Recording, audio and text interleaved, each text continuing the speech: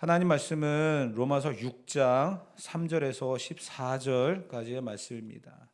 로마서 6장 3절에서 14절. 다 같이 함께 읽도록 하겠습니다. 무릇 그리스도 예수와 합하여 세례를 받은 우리는 그의 죽으심과 합하여 세례 받은 줄을 알지 못하느냐. 그러므로 우리가 그의 죽으심과 합하여 세례를 받음으로 그와 함께 장사되었나니 이는 아버지의 영광으로 말미암아 그리스도를 죽은 자 가운데서 살리심과 같이 우리로 또한 새 생명 가운데서 행하게 하려 함이라. 만일 우리가 그의 죽으심과 같은 모양으로 연합한 자가 되었으면 또한 그의 부활과 같은 모양으로 연합한 자도 되리라. 우리가 알거니와 우리의 옛사람이 예수와 함께 십자가에 못 박힌 것은 죄의 몸이 죽어 다시는 우리가 죄에게 종노릇하지 아니하려 함이니 이는 죽은 자가 죄에서 벗어나 의롭다 하심을 얻었음이라. 만일 우리가 그리스도와 함께 죽었으면 또한 그와 함께 살 줄을 믿노니 이는 그리스도께서 죽은 자 가운데서 살아나셨음에 다시 죽지 아니하시고 사망이 다시 그를 주장하지 못할 줄을 알미로라. 그가 죽으심은 죄에 대하여 단번에 죽으심이요 그가 살아계심은 하나님께 대하여 살아계심이니 이와 같이 너희도 너희 자신을 죄에 대하여는 죽은 자요 그리스도 예수 안에서 하나님께 대하여는 살아있는 자로 여길지어다. 그러므로 너희는 죄가 너희 죽을 몸을 지배하지 못하게 하여 몸의 사욕에 순종하지 말고 또한 너희 지체를 불의의 무기로 죄에게 내주지 말고 오직 너희 자신을 죽은 자 가운데서 다시 살아난 자 같이 하나님께 드리며 너희 지체를 의의 무기로 하나님께 드리라. 죄가 너희를 주장하지 못하리니 이는 너희가 법 아래 있지 아니하고 은혜 아래에 있음이라. 아멘. 예수님이 십자가에 죽으시고 무덤에 계시는 그러한 시간들, 그것은 인간이 모든 과정들 속에서의 하나의 일부분이죠. 예수님도 똑같이 죽으셨고 무덤에 장사되셨습니다. 그 모든 상황들을 지켜보았던 제자들도 예수님의 죽으심 앞에 절망하고 자기들의 생활의 터전으로 흩어졌죠. 심지어는 예수님이 신성모독이라고 하는 죄명으로 십자가에 죽임을 당했던 그 모습을 지켜보았던 제자들은 자기들도 똑같이 그렇게 잡혀서 죽임을 당할까 두려움에 빠져 있었습니다. 그곳에 우리 예수님께서 부활하시고 찾아가셨죠. 제자들은 누군가 들어오면 안 된다라는 생각에 문을 굳게 잠궈 놓았지만 예수님은 그곳마저도 막을 수가 없었습니다.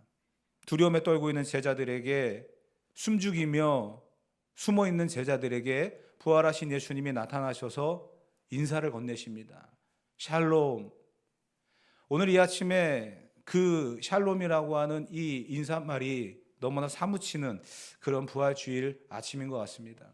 진정한 평화, 그 사망의 권세를 이기신 샬롬의 그 예수님이 오늘 우리의 삶의 주인이 되어지고 또 이 부활의 주인공이 되어져서 우리의 찬양과 경배를 받으시고 우리의 두려움과 우리의 불안과 염려와 걱정들이 사라지는 그런 아침이 되어지기를 주님의 이름으로 축복합니다. 예수님은 어떻게 인사를 하셨을까요? 참 그것이 재미있어요. 상상해 보면 제자들 떳떳하지 않습니다. 죽기까지 예수님 따르겠다라고 했던 제자였죠. 그러나 예수님을 모른다라고 부인하고 도망쳤던 제자들입니다. 십자가 앞에 여인들은 눈물을 흘리며 그 죽으심을 기념했지만 제자들은 그곳에 있지 않았어요. 그랬던 제자들 앞에 예수님이 부활하셔서 나타나가지고는 샬롬이라고 하는 인사를 건네셨는데 어떤 감정이었을까요? 만약에 제가 굉장히 심술궂잖아요. 저 같으면 제자들에게 샬롬이라고 하는 말을 쓰지 않았을 것 같아요. 감히 어찌하여 막 화를 내면서 제자들을 야단쳤을 것 같습니다. 근데 예수님은 두려움에 떨고 있는 제자들에게 샬롬을 선언하십니다. 그것이 예수님의 모습, 그것이 예수님 아니겠습니까? 그 예수님이 십자가와 부활이라고 하는 이 기독교의 영원한 복음과 진리를 우리에게 보여주고 계십니다. 십자가는 먼저 일어난 사건이고 죽으심 이후에 부활이라고 하는 이 사건이 일어났습니다. 시간적인 차이가 있지만 십자가가 없으면 부활이 없고요. 부활을 생각하면 십자가를 생각하게 되어지는 정말 뗄래야 뗄 수 없는 그러한 관계가 바로 오늘 이 우리가 묵상하게 되어질 예수님의 부활의 사건이죠. 복음의 핵심이며 예수님의 십자가 역사인 것입니다. 성경은 예수님이 부활하시지 아니하였다고 한다면 우리의 믿음도 헛되다라고 이야기하고 있습니다. 세상 사람들은 예수님이 태어나서 살아왔던 것들, 심지어는 십자가의 죽음까지도 다 인정합니다. 그렇지만 죽은 자가 어떻게 살아날 수 있느냐? 그것을 인정하지 못하는 거죠. 거기에서부터 우리의 믿음은 시작되어집니다. 그리고 성경은 그 부분에 대해서 우리가 이 부활을 믿지 아니하면 우리의 믿음도 헛되다라는 것을 강조하고 있습니다. 심지어는 이 세상에 그 어떤 사람과도 비교할 수 없을 만큼 불쌍한 자다라고도 이야기를 하고 있습니다. 고린도전서 15장 12절부터 15절 말씀 다 같이 한번 읽어보겠습니다. 그리스도께서 죽은 자 가운데서 다시 살아나셨다 전파되었거늘 너희 중에서 어떤 사람들은 어찌하여 죽은 자 가운데서 부활이 없다 하느냐. 만일 죽은 자의 부활이 없으면 그리스도도 다시 살아나지 못하셨으리라. 그리스도께서 만일 다시 살아나지 못하셨으면 우리가 전파하는 것도 헛것이요 또 너희 믿음도 헛것이며 또 우리가 하나님의 거짓 증인으로 발견되리니 우리가 하나님이 그리스도를 다시 살리셨다고 증언하였음이라. 만일 죽은 자가 다시 살아나는 일이 없으면 하나님이 그리스도를 다시 살리지 아니하셨으리라. 아멘. 왜 이렇게 예수님의 부활이 중요할까요? 이 부활이라고 하는 것은 십자가를 전제한다고 말씀을 드렸습니다. 십자가에서 예수님이 죽으시는 그 상황은 온 인류의 죄를 대속하기 위한 하나님의 방법이었습니다. 그거 외에는 없는 거예요. 그렇기 때문에 예수님은 육체적인 최고의 고난을 받으시면서 십자가를 지셨습니다. 그리고 부활을 하셨어요. 이 부활이라고 하는 것이 어떤 의미냐? 단지 우리가 이 부활 소망을 가지고 우리도 부활할 것이다 라고 하는 기대감으로 살아가라, 이런 의미도 있지만 더 중요한 것은요, 예수님이 십자가에서 고난의 잔을 마셨다, 진노의 잔을 마셨다라고 하는, 겟세마네에서 예수님 뭐라고 기도하셨습니까? 아버지여, 이 잔을 내게서 옮기시옵소서. 그 잔이 뭘까요? 온 인류의 죄가 가득한 잔이에요. 십자가의 고난이라고 하는 그 잔이에요. 그 잔을 예수님이 마심으로 말미암아 우리의 죄에 대한 대가를 다 지불하셨거든요. 그런데 예수님이 죽으셨다, 끝났다, 그러면 해결될 것 같지만 부활이라고 하는 것이 있음으로 말미암아 그 십자가의 예수님의 고난과 그 십자가의 온 인류의 죄사함을 인정하시는 것이 된다는 거예요. 십자가의 죽으심, 온 인류의 죄의 대속을 위한 하나님의 유일한 방법입니다. 그러나 부활을 통해서 이 십자가의 죽으심이 하나님의 뜻이다, 하나님의 계획이다, 하나님의 역사다, 이것을 증명하기 위해서 부활을 사용하셨다는 거예요. 그렇기 때문에 부활은 우리에게 굉장히 중요한 의미를 갖고 있습니다. 사실 죽은 자가 살아났다라고 하는 것이 믿기 어려운 이야기죠. 저도 수많은 장례식을 집례해 보았지만 돌아가신 분들이 다시 살아나는 일은 없었습니다. 한 번도 없었습니다. 제가 믿음이 부족해서일까요? 능력이 부족해서일까요? 아니에요, 여러분. 한 번 죽는 것은 사람에게 정하신 것이다라고 성경은 이야기하고 있어요. 그게 사람의 일생입니다. 그런데 왜 부활을 이야기할까요? 이 부활이라고 하는 것이 믿음의 눈으로 보지 아니하고 믿음으로 다가가지 아니하면 이해할 수 없고 알 수 없는 것이기 때문에 그렇습니다. 예수님을 죽이셨습니다. 그리고 예수님을 살리셨습니다. 이게 하나님의 역사라는 거예요. 그것을 통해서 우리도 죄에 대하여서는 죽고 의에 대해서는 사는 자가 되는, 더 이상 죄가 우리를 왕노릇하는 것이 아니라 이제 은혜 아래 거하는 사람으로 살아가게끔 만드시기 위해서 부활이라고 하는 것을 사용하셨다는 거예요. 그래서 이 부활의 역사 현장에 우리에게 필요한 것이 무엇이냐? 믿음이라는 것입니다.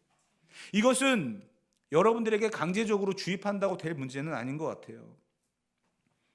그렇게 하면 상을 주고 그러지 않으면 벌을 주는 그런 것도 아닙니다. 믿음을 요구하는 거예요. 믿음은 이 예수님의 십자가가 내 십자가가 되어지고 예수님의 부활이 나의 부활이 되어지는 그것을 믿는 거거든요. 나의 죄를 대신하여 예수님이 십자가에 죽으셨다는 건 그 구속을 완성시키기 위하여, 그 구속을 확정시키기 위하여 예수님은 부활하셨습니다. 그 부활이 믿어지는 거예요. 그 부활이 나의 부활이 되어지는 거죠. 그것을 지금 요구하고 계십니다. 그게 믿음이라고 하는 거예요. 로마서 4장 25절 말씀 다 같이 한번 읽어봅시다. 예수는 우리가 범죄한 것 때문에 내줌이 되고 또한 우리를 의롭다 하시기 위하여 살아나셨느니라. 아멘. 우리 죄를 위하여 돌아가셨고 우리를 의롭다 하시기 위해서 예수님은 살아나셨다는 거예요. 그렇기 때문에 부활의 신앙이 그만큼 우리에게 중요한 것입니다. 오늘 본문은 바울이 기록한 책이지만 짧게 로마서 6장 3절로 14절까지 읽었지만요, 앞에 뒤에 전체적으로 이 부활에 대한 이야기를 초대교회 성도들에게 설명하고 있는 그런 내용입니다. 그리고 이 부분들을 강조를 하는데 여러 번 강조하고 있어요. 그 의미를 계속해서 가르치고 있고요. 그 가운데서 한 부분을 뽑아낸 겁니다. 로마서 6장 3절로 14절까지 말씀. 그 중에서 5절과 11절까지의 말씀을 다시 한번 읽어보겠습니다. 왜냐하면 이 말씀 속에서 십자가와 부활이라고 하는 이 상황 속에서 바울이 이야기하고 싶은 게 뭐냐면 우리의 믿음을 어떻게 믿어야 되는가, 그것은 다른 것이 아니라 연합이란, 함께라고 하는 단어를 사용해서 이해를 시키고 설명을 하고 있기 때문입니다. 5절부터 11절까지 여러분들이 연합이라는 단어와 함께라고 하는 단어에 집중하면서 이 말씀을 읽어보셨으면 좋겠습니다. 다시 한번 읽어보겠습니다. 만일 우리가 그의 죽으심과 같은 모양으로 연합한 자가 되었으면 또한 그의 부활과 같은 모양으로 연합한 자도 되리라. 우리가 알거니와 우리의 옛사람이 예수와 함께 십자가에 못 박힌 것은 죄의 몸이 죽어 다시는 우리가 죄에게 종노릇하지 아니하려 함이니 이는 죽은 자가 죄에서 벗어나 의롭다 하심을 얻었음이라. 만일 우리가 그리스도와 함께 죽었으면 또한 그와 함께 살 줄을 믿노니 이는 그리스도께서 죽은 자 가운데서 살아나셨음에 다시 죽지 아니하시고 사망이 다시 그를 주장하지 못할 줄을 알미로라. 그가 죽으심은 죄에 대하여 단번에 죽으심이요 그가 살아계심은 하나님께 대하여 살아계심이니 이와 같이 너희도 너희 자신을 죄에 대하여는 죽은 자요 그리스도 예수 안에서 하나님께 대하여는 살아있는 자로 여길지어다. 아멘. 이 말씀 속에서 우리가 그리스도와 하나가 되지 못하면 여전히 우리는 죄와 하나가 되어 있는 삶을 살아간다는 거예요. 그렇기 때문에 예수님의 십자가와 부활에 함께 참여하는 것이 중요하고 그것이 나의 죽음과 나의 부활로 믿어지는 그 믿음이 필요하다는 거예요. 그렇게 되어지면 이제 더 이상 우리에게 죄가 우리를 주장하지 아니하고 은혜가 우리를 주장하는 삶을 살아가게 된다는 사실입니다. 전에는 우리가 죄인이었죠. 지금도 우리도 죄인입니다. 그러나 그 죄에 대한 대가를 예수님이 십자가상에서 지불하심으로 인하여 우리는 이제 의롭다라고 하는 인정을 받으며 살아가게 되어집니다. 의인처럼 살아갈 수 있도록 하나님의 은혜죠. 그런데 죄를 짓습니다. 그 죄는 계속해서 우리를 무너뜨리죠. 그렇지만 그 죄 가운데에 살아가면서도 그 죄가 나를 주장하지 못하도록 하나님 앞에 또 기도하면서 하나님, 이 죄에서 내가 벗어나기를 원합니다. 이 죄에서 내가 이기기를 원합니다. 그것을 성경은 뭐라고 이해하냐면 거룩의 단계로 가고 있는 모습이다라고 이야기합니다. 우리가 어떻게 그렇게 살아갈 수 있습니까? 우리는 거룩하지 않습니다. 우리는 의롭지 않습니다. 그러나 내 안에 십자가와 부활의 역사가 있기 때문에, 그 은혜를 알기 때문에 더 이상 내 안에 죄가 나를 주장하지 못하도록, 그 죄가 나를 사로잡지 못하도록 은혜가 사무쳐지고 은혜를 사모하면서 살아가는, 거룩이라고 하는 것을 위하여 몸부림치는 자가 된다는 거예요. 사랑하는 성도 여러분, 그리스도가 내 안에 계시고 그 십자가와 부활이 내 안에 계심을 알기에 더 이상 죄가 나를 주장하지 못하도록 몸부림치는 자, 그것이 바로 믿음 있는 사람들의, 성도들의 자세고 모습 아니겠습니까? 부활의 은혜가 오늘 우리에게 임할 때 드러나는 실제적인 그러한 모습들인 것입니다. 죄가 있죠. 죄를 안 지을 수는 없죠. 그러나 그 죄가 있어도요, 책망과 징계가 있을 수도 있어요. 그렇지만 실패해도 버리지 않습니다. 좌절해도 다시 힘을 내서 이 길을 걸어갈 수 있도록, 믿음의 삶을 살아갈 수 있도록 기회를 주시고 인도해 주신다는 거예요. 그게 하나님의 은혜 아래 거하는 사람들의 삶의 모습인 거거든요. 본문 12절부터 14절에 보게 되어지면 그 말을 바울이 이렇게 기록을 했습니다. 다 같이 읽어봅시다.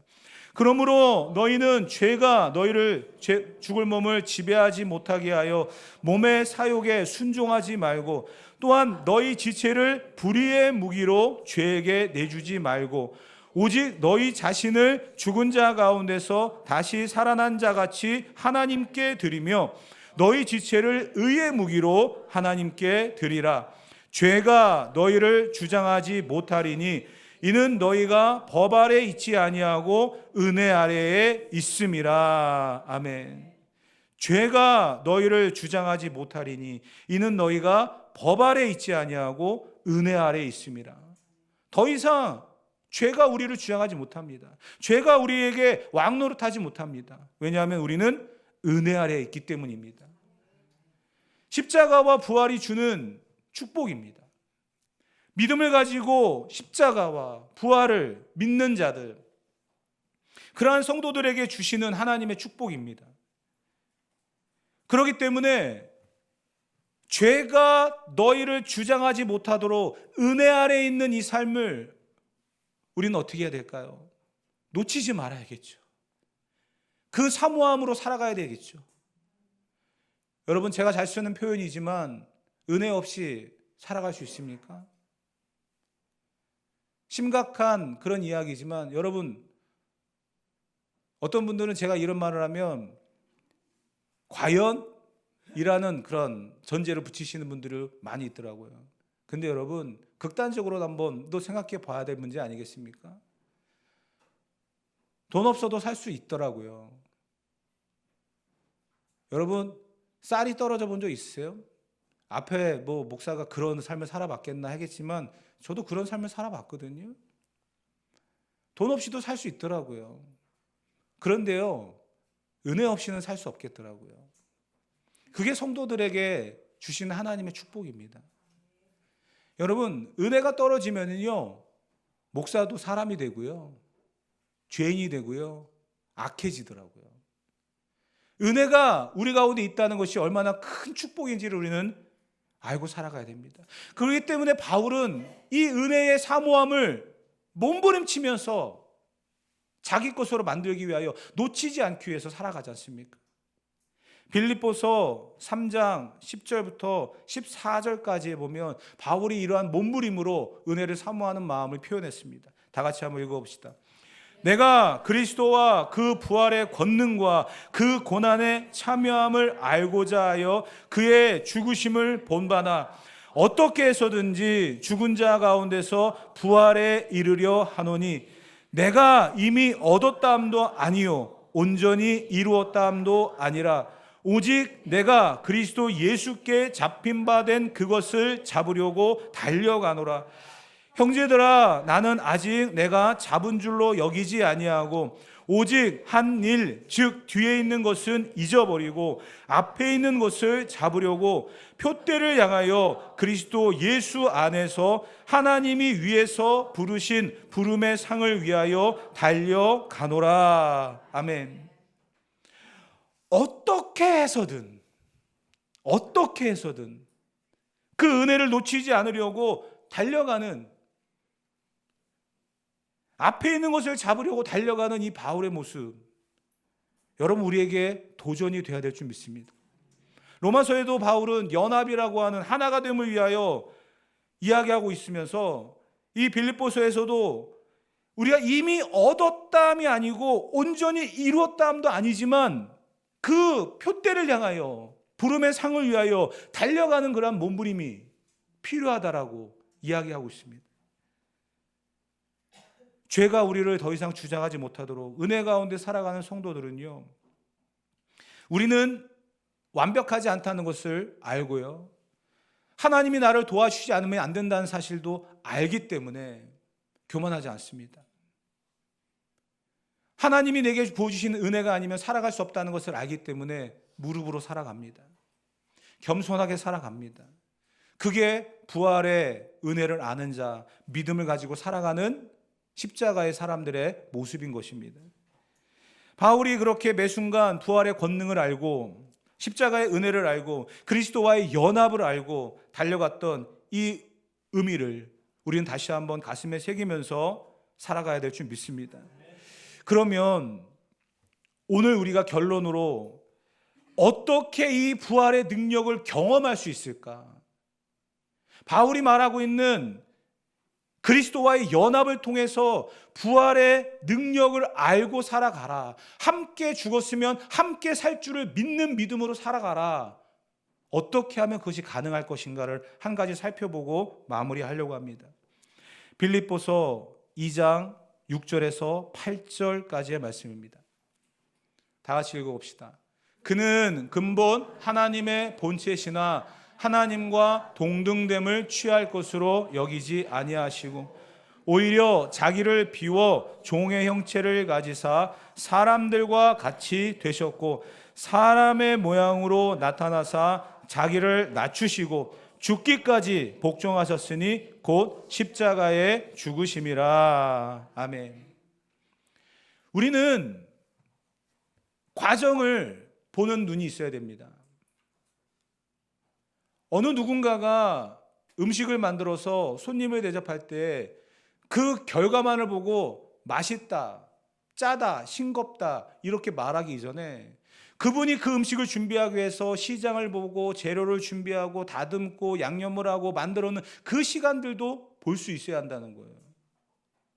예수님이 부활이라고 하는 이 엄청난 구원의 사역을 이루시면서 십자가라고 하는 것이 없었다라고 한다면 부활에 있겠습니까? 십자가에 고난이 있기 때문에 부활의 영광이 있는 거거든요. 그런데 십자가의 고난에서 보여주셨던 것이 무엇이냐면 죽기까지 복종하셨다라는 것입니다. 하나님의 뜻에 순종하기 위해서 죽기까지 복종하시는 모습이 십자가의 죽으심이랍니다. 그 십자가의 죽으심이 있었기 때문에 부활의 영광이 있는 거고요. 이 부활의 영광을 통해 우리의 구원이 온전하는 그 사실을 우리에게 증명하고 있습니다. 사랑하는 성도 여러분, 결국 십자가의 죽으심, 그것이 있어서 부활의 영광이 있는 것이고요. 그 십자가의 죽으심에는 예수님의 복종이 있었다는 것. 순종보다 한 단계 위가 저는 복종이라고 생각합니다. 순종은 자발적인 그런 헌신이겠죠. 근데 복종은요, 하기 싫어도 하는 거예요. 억지로라도 하는 거예요. 시키니까 하는 거예요. 물론 순종하며 자발적으로 하면 좋지만 그래도 안 될 때가 있더라고요. 계산해보고 생각해보고 하기 싫은 거 있더라고요. 내 생각에 맞지 않으니까 안 하려고 하는 경우도 있더라고요. 그럴 때에 등장하는 게 뭐냐면 복종이라는 거예요. 강제로라도 해야 되는 거예요. 억지로라도 해야 되는 거예요. 예수님은 십자가 앞에 복종하셨습니다. 그 십자가의 죽으심을 위하여 복종하셨던 그 예수님의 헌신이 있기 때문에 부활이라고 하는 하나님의 구원의 역사가 이루어지는 것입니다. 사랑하는 성도 여러분, 하나님의 말씀 앞에 순종했던, 복종했던 예수님의 모습이 우리가 부활의 능력에 참여하는 역사인 것입니다. 말씀 앞에서 때로는 이해가 안 되고, 때로는 생각해 봤는데 이건 아닌 것 같다라는 생각이 들 때도 분명히 있을 것입니다. 그러나 그 말씀 앞에 이해가 안 되더라도, 유익이 없더라도 순종하는 사람은요, 하나님이 책임져 주시고 붙들으시는 것을 너무나 많이 보게 되어집니다. 그 결과와 그 역사들을 여러분들도 아마 경험하신 분들도 있을 것입니다. 만약에 여러분들이 그 결과와 그 역사와 그 은혜를 경험하지 못했다고 한다면 아직까지 내가 말씀 앞에 순종하지 못하는 삶을 살아가고 있다라는 진단도 내려볼 수 있을 것입니다. 십자가 앞에서 복종하셨던 예수님의 그 순종이 있었기에 부활의 영광이 있고요. 오늘 우리에게 함께 죽었으면 함께 살 줄을 믿으라고 하시는 이 부활의 영광은 하나님의 말씀에 순종하셨던 예수님의 놀라운 사역의 결과이고 오늘 우리도 참여할 수 있는 하나님의 은혜의 현장인 줄 믿습니다. 하나님의 말씀 앞에 온전한 순종으로 십자가의 길을 달려갈 수 있는 저와 여러분이 되어지고 뒤에 있는 것을 잊어버리고 앞에 있는 것을 향해 달려갔던 바울처럼 오늘도 이 부활의 능력을 사모하면서 살아갈 수 있는 우리 모두가 되어져서 진정한 부활의 기쁨이, 그 부활의 역사가, 이 부활의 권능이 오늘 저와 여러분들의 삶을 충만하게 채워가는 하나님의 은혜가 되어지기를 주님의 이름으로 축복합니다.